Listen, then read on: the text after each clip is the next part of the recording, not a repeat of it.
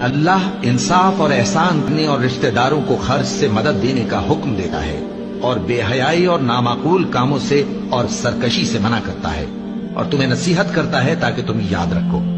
اور جب اللہ سے عہد کرو تو اس کو پورا کرو، اور جب پکی قسمیں کھاؤ تو ان کو مت توڑو کہ تم اللہ کو اپنا ضامن مقرر کر چکے ہو، اور جو کچھ تم کرتے ہو اللہ اس کو جانتا ہے۔ تمہیں کیا ہو گیا ہے؟ کیسی تجویزیں کرتے ہو؟ کیا تمہارے پاس کوئی کتاب ہے جس میں یہ بات پڑھتے ہو کہ جو چیز تم پسند کرو گے وہ تم کو ضرور ملے گی؟ یا تم نے ہم سے قسمیں لے رکھی ہیں جو قیامت کے دن تک چلی جائیں گی کہ جو کچھ تم طے کر لو گے وہ تمہارا ہوگا؟ ان سے پوچھو کہ ان میں سے کون اس کا ذمہ لیتا ہے؟ کیا اس قول میں ان کے کچھ شریک ہیں؟ اگر یہ سچے ہیں تو اپنے شریکوں کو لے آئیں۔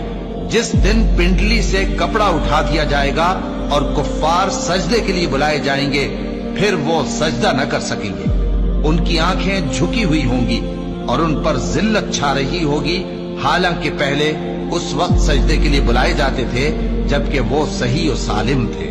سو مجھ کو اس کلام کے جھٹلانے والوں سے سمجھ لینے دو۔ ہم ان کو آہستہ آہستہ ایسے طریق سے پکڑیں گے کہ ان کو خبر بھی نہ ہوگی۔